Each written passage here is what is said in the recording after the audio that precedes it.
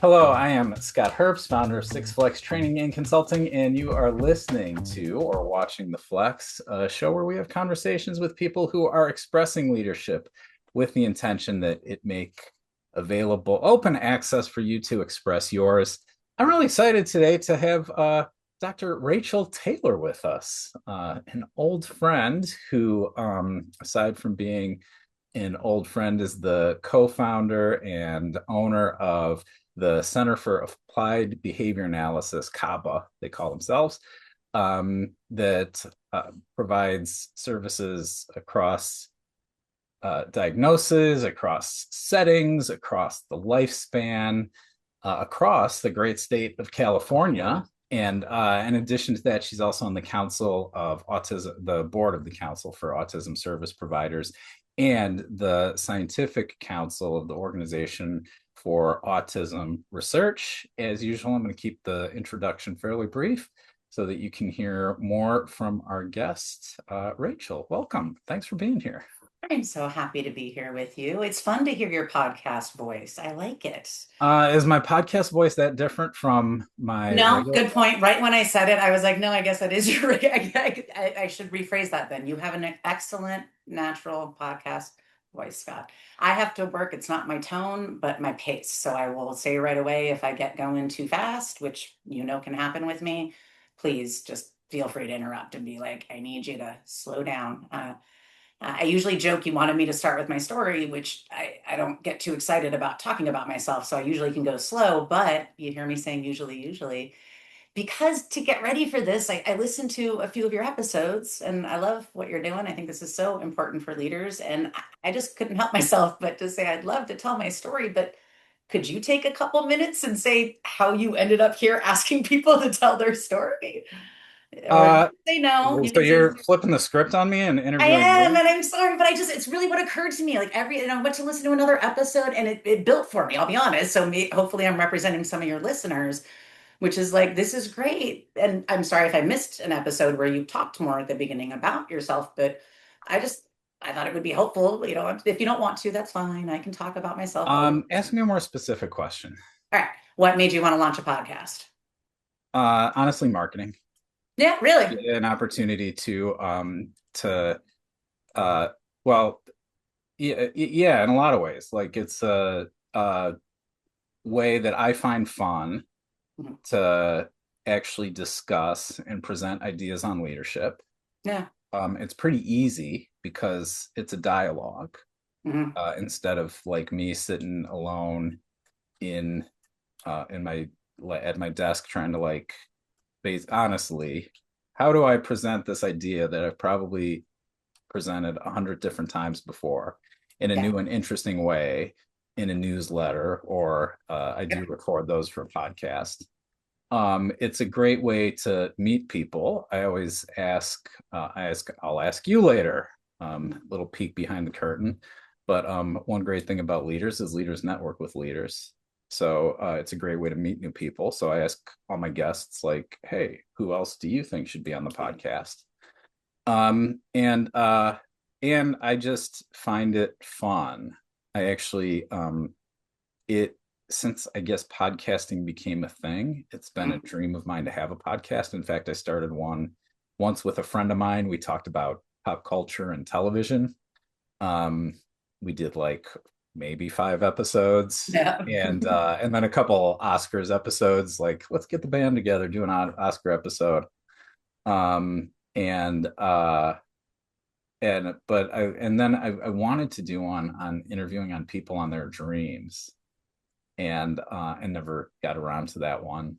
But Hmm. someone, and then really the actual impetus for it was that someone, when you own a business like this, you probably get tons of LinkedIn requests saying, hey, we can help you do X with your business. So someone reached out and said, hey, we can help you start a podcast. And I was like, Yeah. oh, let's talk and tell me more. And so so there you go. Interesting. Someone reached out to you. I don't, and I don't know why I sounded so surprised when you said marketing. I said really like in a big.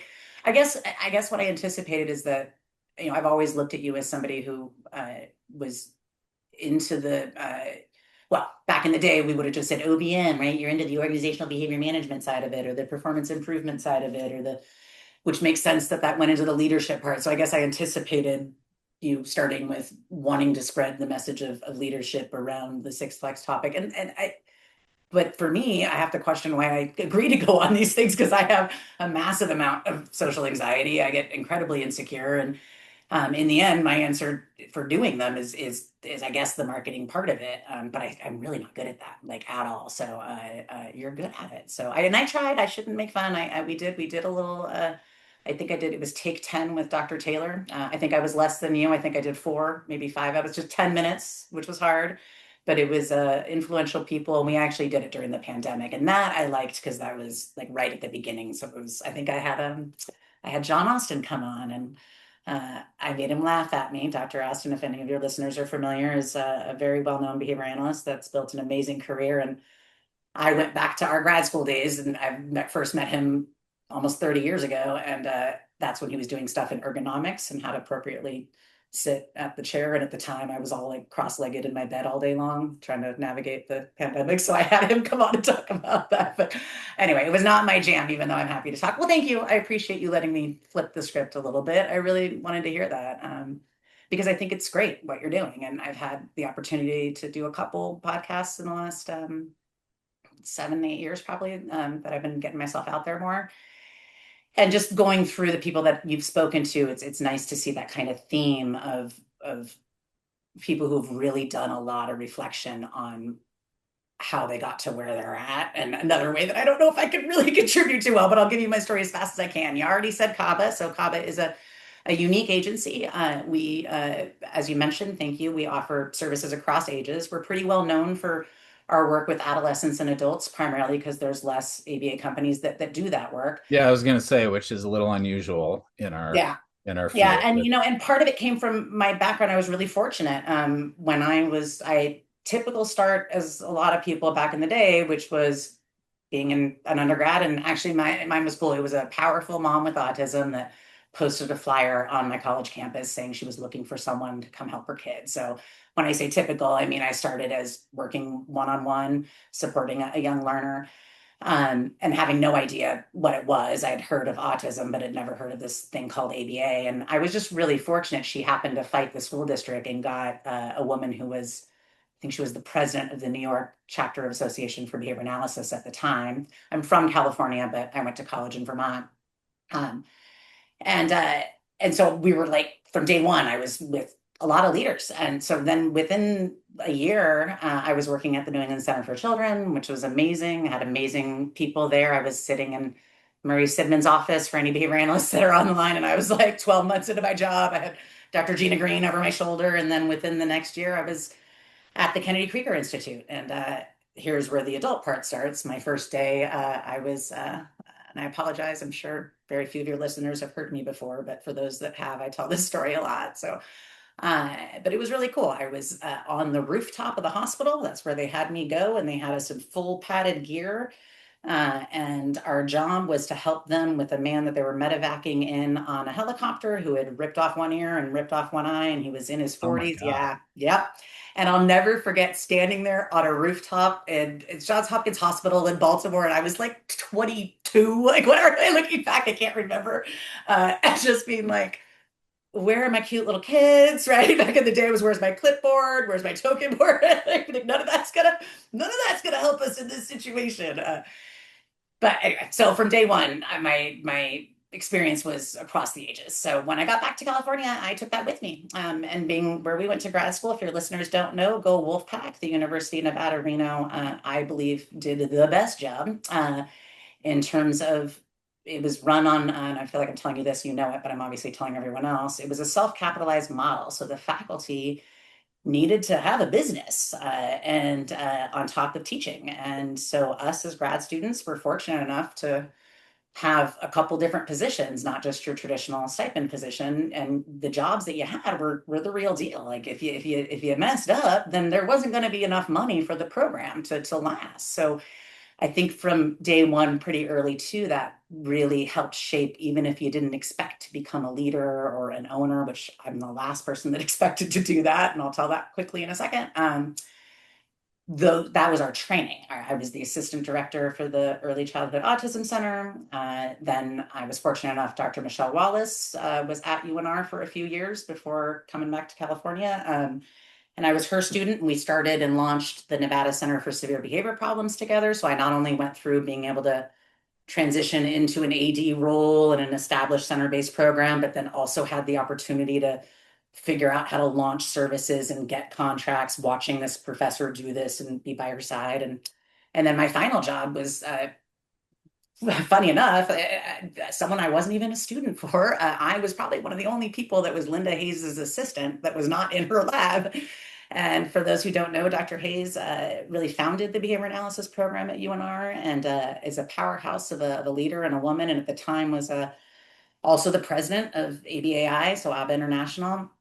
And she was doing these satellite master's programs and flying around the country and the world. I know you supported those as well. And I was fortunate enough to help her with our program in Florida. And so I would fly across the country with my professor and watch her negotiate contracts with the local ARC to try and teach them how they could support their employees to access graduate training.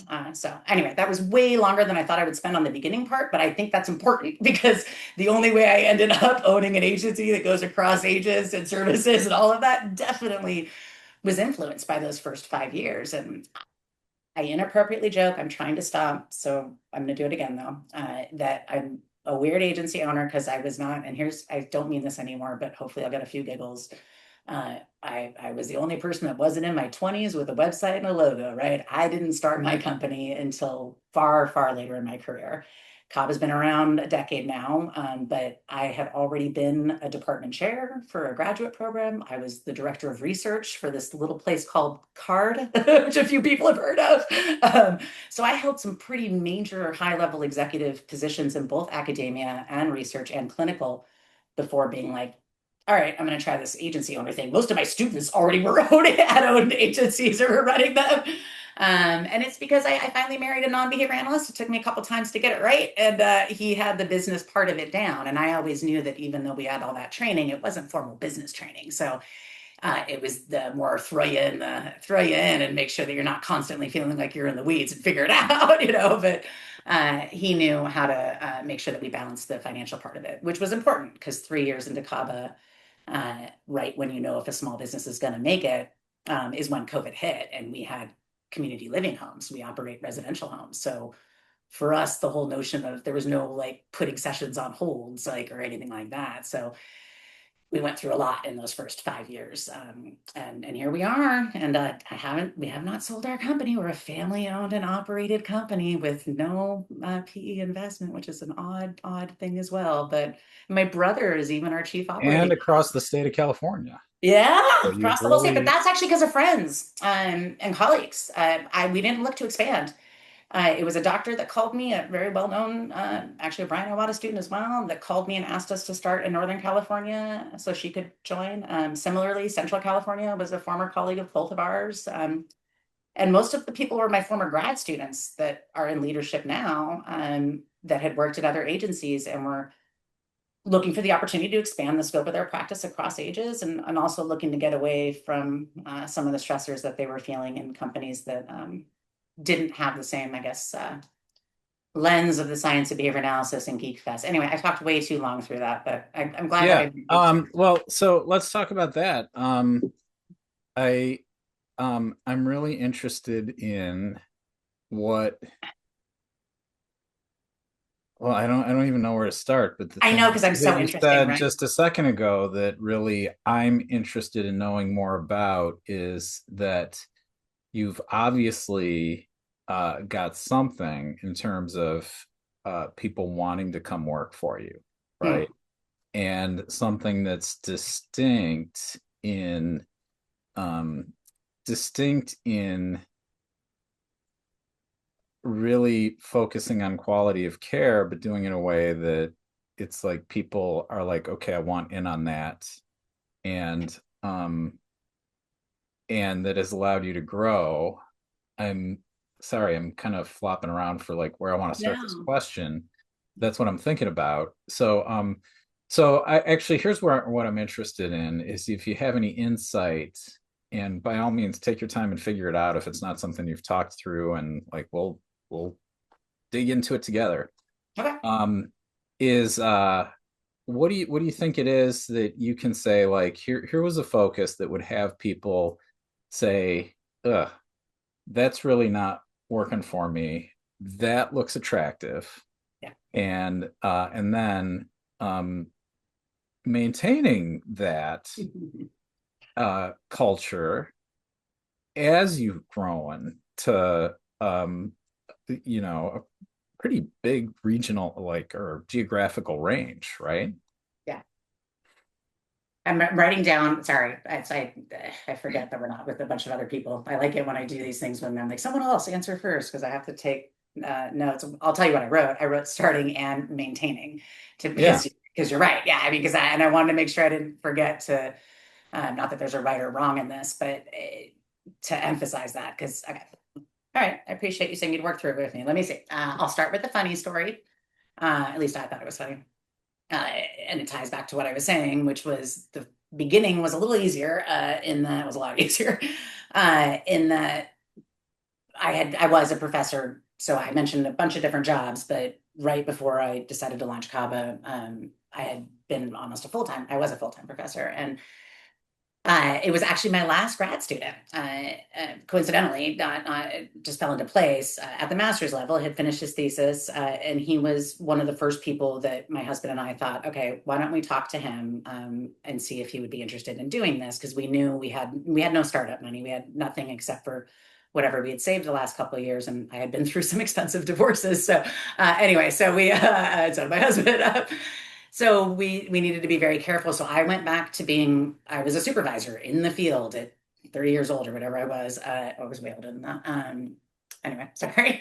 And I was going to ask him to leave his fairly well-paying job with a master's degree and get a demotion to be a direct staff member to come work with me. And mind you, we went to go meet with him and his wife.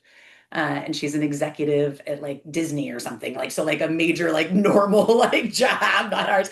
And I could barely fit in the booth because I was like 6 months pregnant when we decided to do this as well. So the whole thing was like, can you imagine? Like, hi, nice to meet you. I would like your husband to quit his job and come start a company and make half as much money. And this is pretty much 10 years ago to the day.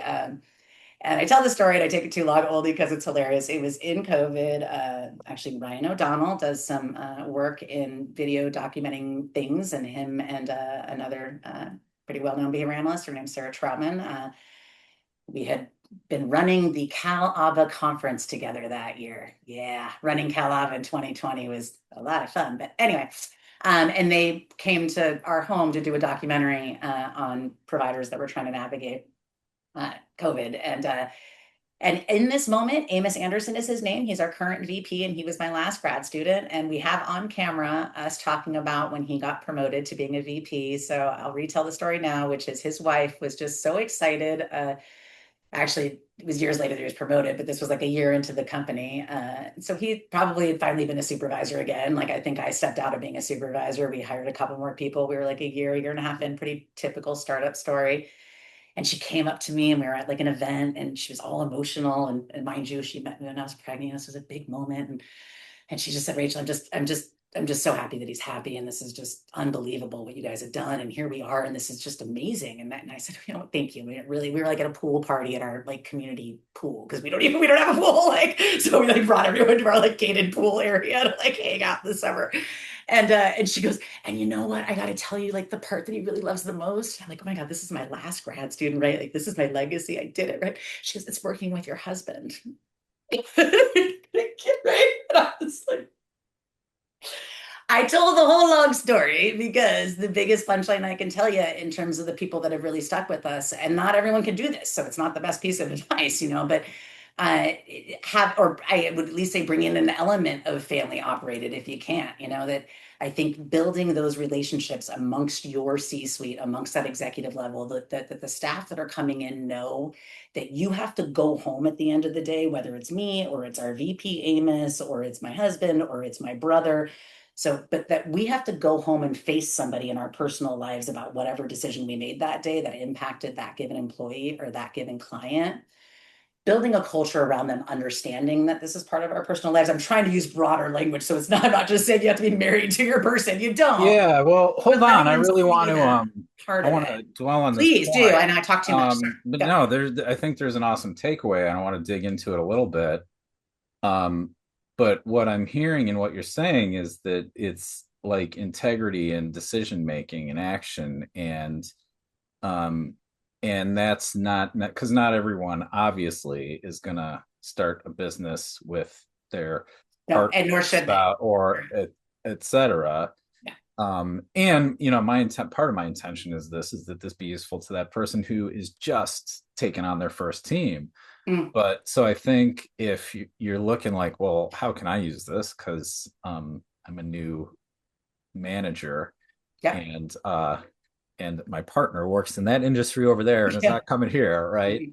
Um, but a question you could ask is, if I made this decision and I had to go home at the end of the day and raise children with this person who my Mm-hmm. decisions are impacting, how would that impact us? I like that. Would I I like be that. able to look that? And Mhm.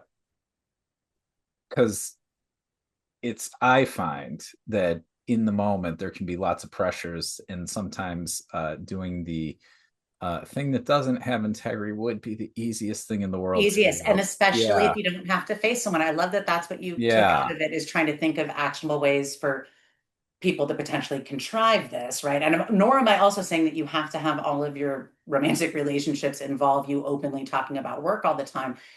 But I would say that you're gonna have to find some kind of a community then that you are doing that for, not just so that you can like work through your problems and like it, but so that then yes, turn around and translate and tell that to your employees. This is where that storytelling comes in. Tell them that. Tell them over the weekend, I was at a party with my friends and I found myself reflecting on our meeting last week. Meaning like at next level, I try to avoid the word transparency. It's not, I mean, I don't mean to make fun of that. That's important, but I liked the word you used. It's, integrity, alignment with your values. They don't, you know, especially I try not to pull the age card too, but let's be real, like there's less experience for a lot of the employees that are coming in, less life experience, just that. So it's not, there can be a genius, brilliant, knows far more than me, 23-year-old, like hands down, no matter what, definitely. But there's a good chance that their lens on looking at you as a young leader or a new leader or an old leader is just off for some reason. And not, I don't mean off like they're wrong or bad. I just mean that they might not have enough experience, enough, I don't want to use that word. They might not have had moments in their life that set the occasion to learn that whatever they've decided this person's intention, value is might not be right. Like it might be a little off. Like consider the potential effects of your verbal behavior on the future responding of the listener, and make sure that we're not constantly thinking that people are coming from wherever we would be coming from. And I think the best way to do that is to give them a little bit more transparency. Sorry if that came across on where you're coming from. Anyway, I didn't do that too well at the end there, but yeah, it's that I would say is one of the biggest parts in the feedback that we got. People would say, this is, we're not, we can't pay people. We often cannot pay people as much as a lot of other companies can, right? So that's some of the problems with being family owned and operated and not having a bunch of financial backing, especially during some of the payment cycles that a lot of organizations are going through when they are selling, because there can be a lot more financial support that comes in this 3 to 5 year window, so you can keep your people real happy. And there's this odd thing that happens anyway. That's a whole other story, but we're not in that. So that's the other part of it too, is making sure that we are constantly setting the occasion for the team members that are with us and have stayed with us. They have not all stayed with us. I would love to say that everyone loves me. I have lost friends, colleagues. I've lost a lot of people over the last 10 years. I like to think that we all still smile and hug at conferences and we're fine, but it's hard. You go through your hard times, but we've always been the first to say, and my husband's the best at this on the financial part of it. We're going to tell you exactly what went into making this decision if you need to hear it from us. We will take the time and sit with you and we will walk you through it. And I will say that our foundational values being making sure that it's not just some mission statement that's on your website, but that you're infusing it across all of your structures are unbelievably important for us. Ours are very academic. You'll know it. It's the 4 W's. What's the problem? Why is it a problem? What's been done to address the problem? And what needs to be done moving forward? I said you'll know it because that's pretty much how we were all taught to write our thesis introduction, right? Like, let's do this. And now that's become our way of saying, like, all right, let's take a step back. What's the barrier? Another way of saying it, we're also big on looking at risk. And a lot of our work has been framed in terms of risk.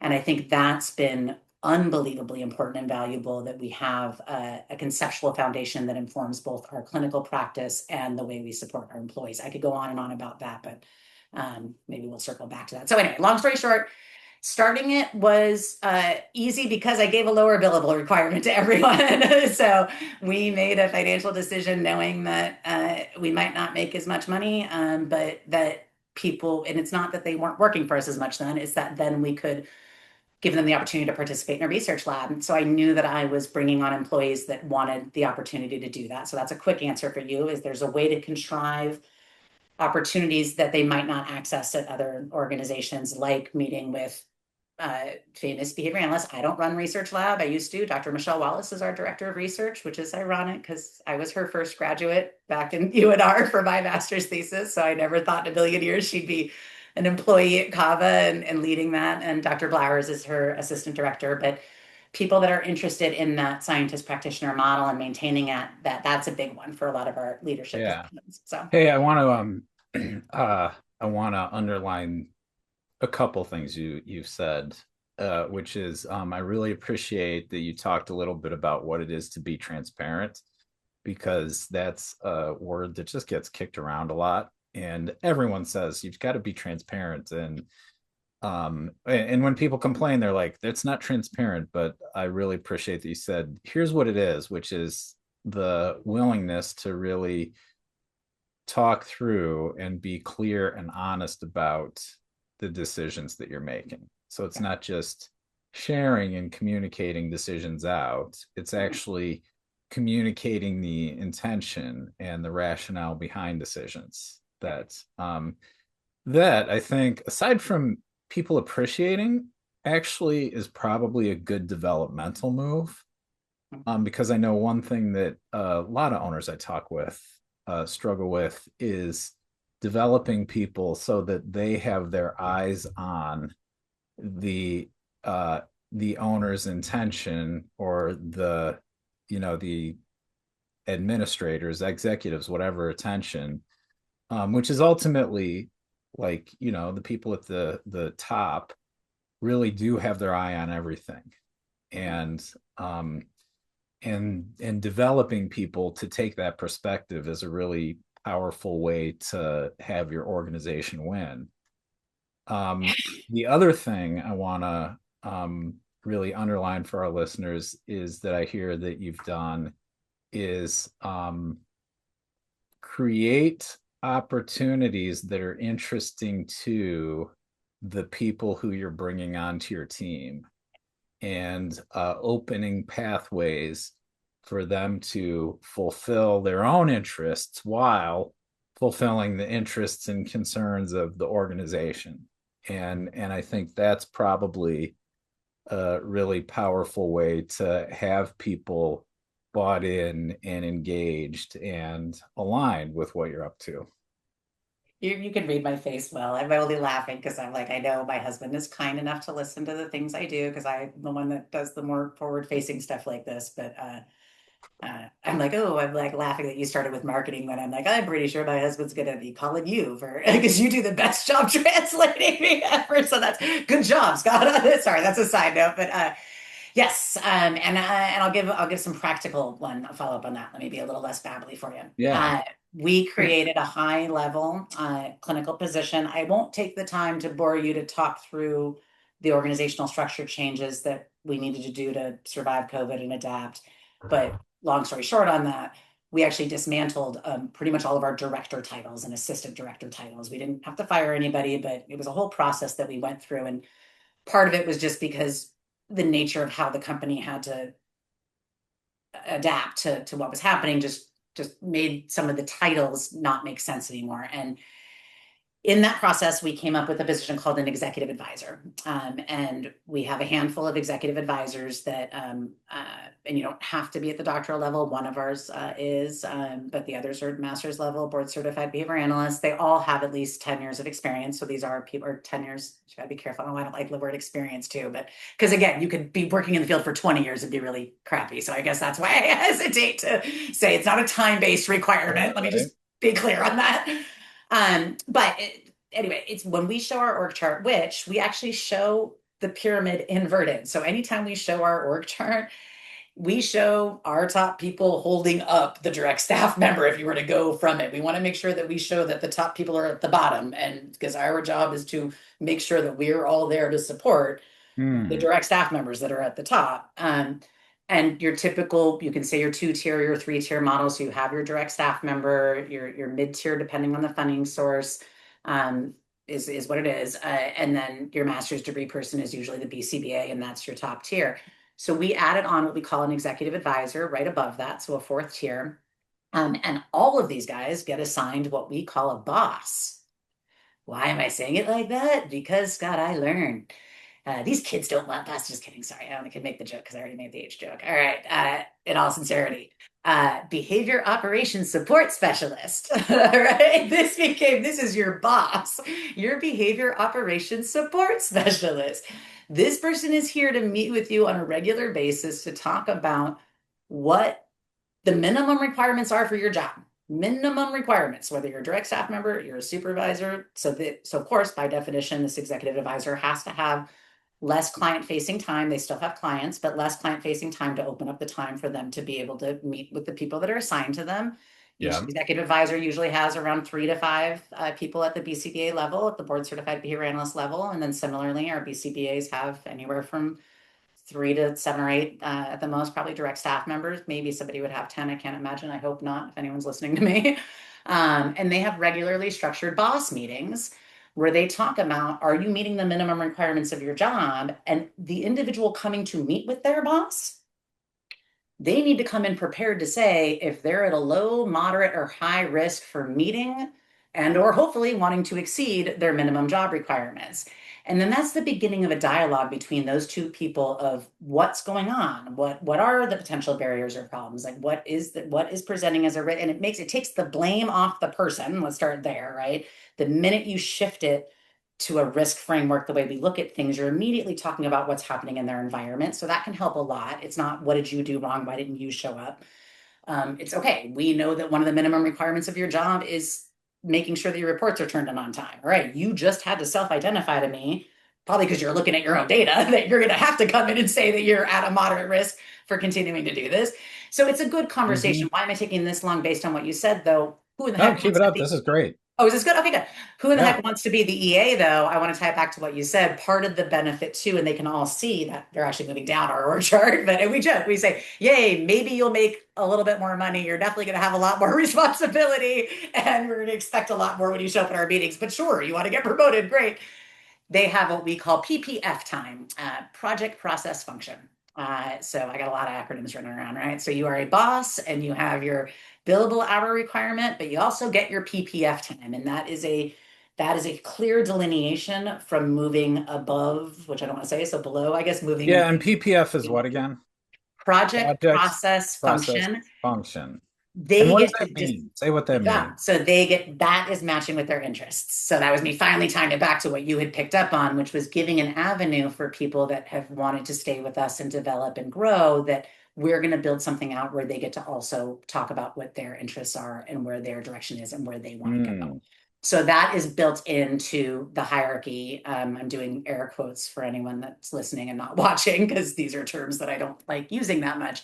But that is built into that traditional hierarchy. If someone comes in the door and they look at our org chart and they see opportunities for growth and development, they know number one, off the gate, off the bat, walking in the door, that they're going to have a dedicated person who's their boss.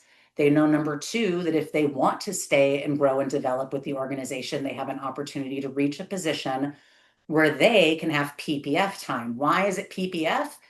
Because we're also not that great. We have to also clear, but we are that great, but meaning we have to clarify that it's always going to be based on their progress and satisfaction. Those are one of our pillars, progress and satisfaction. The other is quality and the dirty term revenue. I can talk about that in a moment, but you got to have money to keep running a company, all right? But progress and satisfaction is one of our pillars. And we say that's for both the client and for the employees. And with the needs of the company. So when somebody's moving on up, we'll say, okay, let's stop for a minute. Tell me what your interest is. You know, we can talk about this. Sorry, my hand's going up. This X number of hours, hand talker. This X number of hours that you get to not be not. I don't want to say get to not be client facing because you better want to be client facing. And nor can everything be remote, but whatever. Sorry to the listeners that think that's okay. And the time that you're spending being a boss and going through structured performance measures, talking about people's risk levels. Now, here's your percentage of time that you're working on your PPF. And the reason why we went with project, process, or function is because there's different needs of the company and different interests that they have. So we can really kind of dig in and be like, hold up, it sounds like what you're interested in more right now is working on this specific project. Great. Yeah. But we can also help somebody else that it's like, oh, you've identified that we have a process that you think you know exactly the process. I don't want to turn everything back to a problem or a barrier, but usually the people that are interested are identifying some problems like that. So, okay, that's what you're going to spend your time on. Or function, and that can cross over both of those. It's an odd term as a behavior analyst to throw in there. I don't remember where it came from, but it's just part of the dialogue. People probably don't even remember what this one stands for, and I'm okay with that because where their roles went became pretty clearly defined. And some of them it's not clearly defined, and that's okay because that keeps the dialogue going. It's like, okay, well, one of them is literally running a lot of the administrative stuff for our residential homes. Like that's pretty obvious, right? Somebody else is in professional standards. That one can be a little vague, but not really with all the changes that are coming up with credentialing, et cetera. And we also have an autistic executive advisor, and her interest is very strongly in making sure that she is spending extra time with supervisors, teaching them about the importance of having a lens from a neurodevelopmental view on different ways of viewing the world, to use view a number of times. But so it depends on where their interests are at. So anyway, I feel like I'm being extra babbly with you. Maybe I shouldn't do this with people that I know for so long. Sorry, Scott. So that's it. So I would say it comes back to making sure you have a structure where they know they have a dedicated person. Try to get away from the traditional boss structures and notions because I don't think that's working for the individuals that we have coming in the door. I don't think they're like I was 30 years ago, which is show me my org chart. I'm not even going to question who's above me or below me or around me or what you're paying me. As the director of research for the largest autism agency in the world only like 20 years ago, I'm pretty sure I made $60,000. I thought that I had gotten my dream job. And I was a doctor. And I was like, I get inflation happens, but it doesn't count for 20 years. So they want to see different things. They want to see what the numbers are. They want to see where the opportunity is to make more or less, and they want to see where they can contribute. Yeah. Let me just I want to review the pathway because I think it's pretty cool and there's a lot to say about it. But I love the idea of a boss. It's a support supervisor. Behavior operations support Support supervisor. Or no, support supervisor. specialist. Sorry, Yeah, not supervisor. specialist. Yeah, Yeah. okay, cool. I was like supervisor. Yeah, supervisor would work there, right? Yeah. Right, but it sounds like in this, and everyone's got one, right? Yeah. That you're really getting out in front of and almost predicting where there's going to be breakdowns in performance rather than waiting for a breakdown in performance to like hoping for the best and then addressing it when there's a breakdown, which is, however great you are at presenting things and wording things and being great with people in performance management conversations, when you're at that point, what's immediately in the space is there's something wrong. And Mhm. when you're in that space, that's when problem solving gets harder because vision shrinks when you're in that world of, oh my God, I did something wrong. Yeah. So I love creating that opportunities. I love that you create that as a boss is like a stepping stone into a larger leadership role. Yeah. And what I really appreciate about what you shared is that you built in, money's a great reinforcer, and uh, and it's not everything. It's in fact, really, it's nothing, right? It's this imaginary thing we invented so that we can get the stuff that we really Mhm. like food and shelter and etc. So so I love that you've opened up a way for people to find their reinforcers that probably you couldn't necessarily deliver with money. Couldn't control. Like there's people who are like, I want puzzles for whatever reason are reinforcing to people. Yeah. And solving a process is like a puzzle. So there's going to be people on your team who like love puzzles who are like, I want to tackle that. Yeah. And and while you're doing that, uh, how I see it is that you're creating opportunities to build skills and experience. And one thing that I'm always looking out for when I'm developing people is, regardless of whether you grow with me for the rest of your life, and probably not, um, what are you going to develop now so that you can walk into your next opportunity and or your next interview and say, well, hey, here's what I caused at the last place I was at. Yeah. And here's the work I did there, and be able to speak authentically and confidently about that. And it sounds like you're really opening opportunities for people to develop those skills while meaningfully contribute to the company. And so I I appreciate want, you saying and that. by the way, for those of you listening, this isn't something that you have to be at the bottom of the organization to institute. This is something like, listen, if you're your first time manager, find out from your people, what skills do you want to develop, what do you want to learn, and share your commitment that, like, I want you to grow and develop so that you can either move up here or uh build the skills to go find your next dream job, whatever, right? Exactly. And I'll tell you three things. I'll try and go quicker.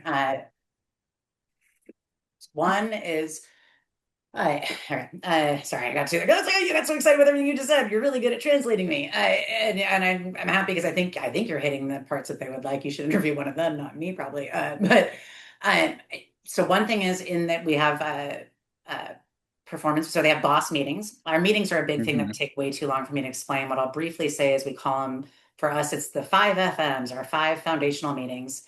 And those are the five foundational meetings that run the entire company across six different service lines, 15,000 hours plus a month that we offer, hundreds of employees.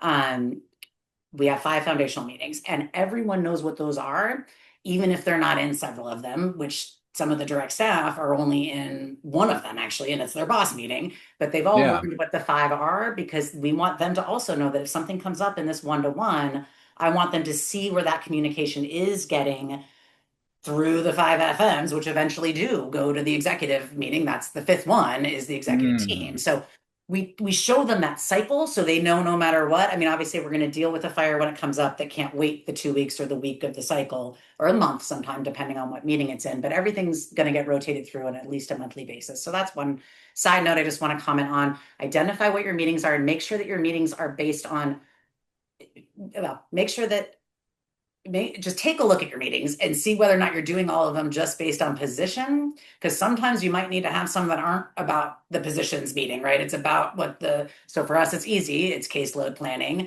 versus our clinical team meeting. So we have a difference there of saying, hold on, here we're talking about actual clinical topics and issues of training and broad scale things. Caseload planning is looking at the contracts and seeing who's scheduled with who and what's happening. Metrics is different. That's the finances. So I could walk through, but look at what your meetings are and who's there.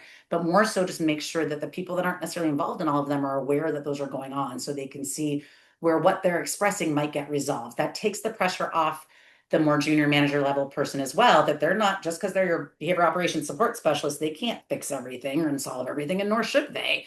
They're part of the bigger system, and make sure that their people can see that. In terms of moving on, I just want to really quickly say my figure's coming out only because I'm convinced it's because we went to what's now known as a more traditional grad program back in the day, where now with so many people, I know you teach an online now, and even if it's not online, just a lot of the professional schools, most people, I would think that, I don't know the numbers, but it seems likely that the majority probably at this point of grad students are working full-time jobs that have nothing to do with their grad program. I mean, they might have to do with the discipline, but or they probably do, but meaning they're not working for the school like we were, right? And they're not out having careers. We knew we were always going somewhere. When I ran new hire training at CABA, I would say it loudly, and I still do to this day, we have a limit on our growth. There's a cap. I'm not a company that wants 100 BCBAs. So I hope some of you are interested in going in and becoming, getting your master's degree and becoming a board certified behavior analyst. And there's a good chance that we won't need one when you become one. And I hope that you are going to be able to go off and get the best job somewhere ever. And what I'm hoping for in these years is that it becomes a badge of pride that you trained and worked at CABA. And I got a ton of feedback in my first few years that people were just blown away, like in the good feedback, blown away that I had the nerve to walk in and say that as a new hire, a new hire training. And I look back at listening to you be so quick to it. I think it comes from training or in a supportive environment where everyone knew we were leaving. Like it wasn't. And so I wonder, I had a unique opportunity to talk to Doreen Grandpichet. Some people might know that name. That is the founder of CARD. And anyway, I'll leave it at that. Look her up if you don't know who it is. And she actually told me, I was her director of research 22 years ago.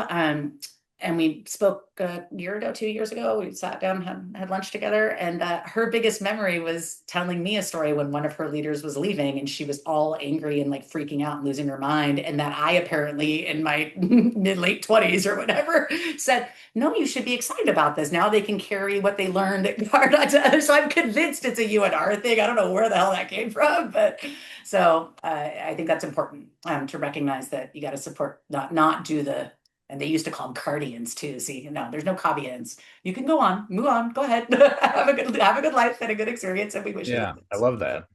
I You love know, that. but at the same time, we've made mistakes. So I don't mean to make it sound like we know everything, but we are still here. Yeah, with a very small loan from my mommy and daddy a long time ago. So, it's, Hey Rachel, we're getting close to the time we set aside, and and I just want to ask, is there anything you really wanted to share I uh didn't that that I didn't want to talk that much. Sorry, I got excited. Sorry, finish your sentence. Sorry. no, it's great. I love it when time flies by. Um but no, is there anything you came in thinking, oh, I really got to share about this that you haven't gotten to share yet? I think I was honest with you at the beginning, where it's like I question still the value of doing these. Actually, I guess I'll do that. Actually, funny here, I'll do this. Uh, sure, I should say my usual stuff so everyone doesn't get fussy with me. CABA Consulting, if you heard me quickly say, CABA Living is our residential homes, CABA is our other services.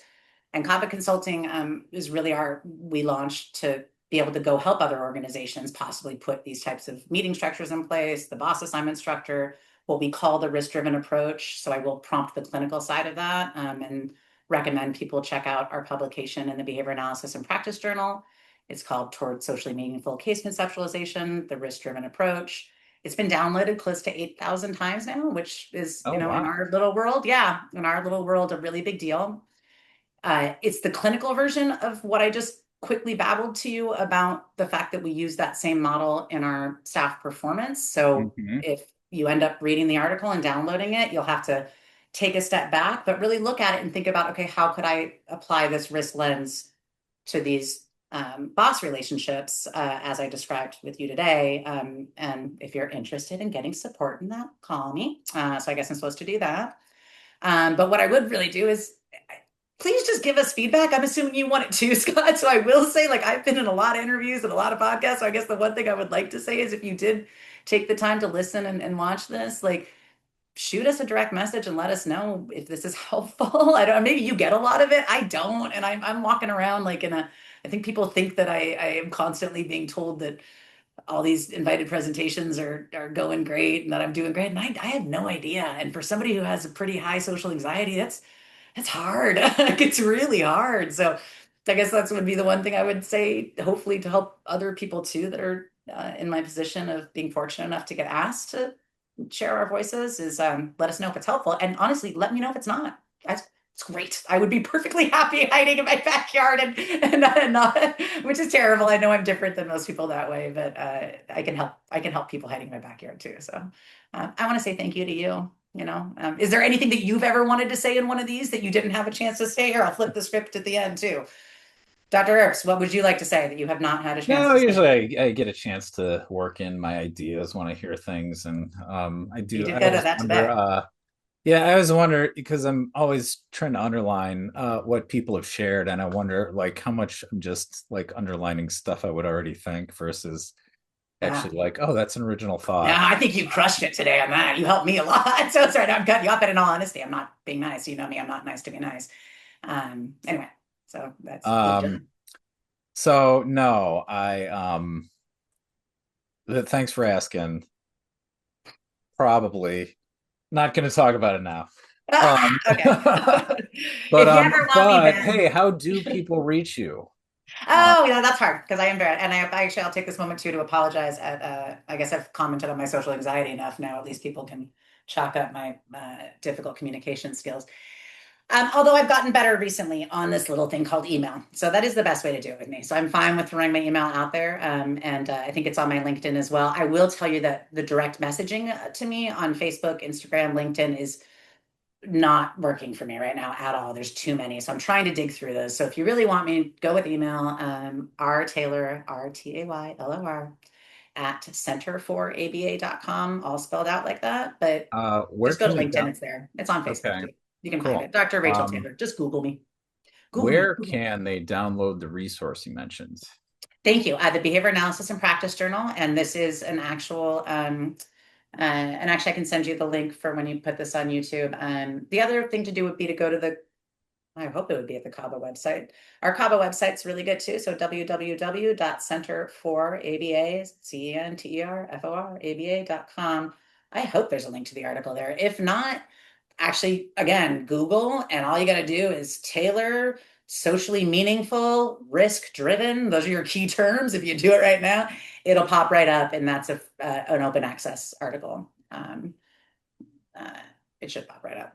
I don't think there's too many other Rachel Taylors doing a risk driven approach, but maybe there are. And you know what? I would love to meet her. I've had a lot Awesome. of last names, so who knows? Well, Rachel, thanks for coming on my podcast thank you for and having me. yeah, just sharing everything and reconnecting. And it's been so great to see you. I'm sorry I waited so long. Don't be Um, silly. I'm only what am I like episode 31 or something? Did I see that correctly? you're going to be like, we're about 2 months out from this being released. So, you know, happy Valentine's Day, everyone. I'm glad to Um, hear that. Thank you. You know what? On that note, though, I am going to make you do a little smile with me if you don't mind. Let me see if I can find my print screen like an old lady. One, two, three, smile. Thank you. At least I can cool. bother you and do that. All Thank right. you. I'm going to say this ends this episode. As always, thank you, listeners, for listening. Thank you, watchers, for watching. Give us a like, give us a follow, a 5-star rating, whatever platform you're on. Press the buttons that indicate good, and we will see you back here at the next episode of The Flex.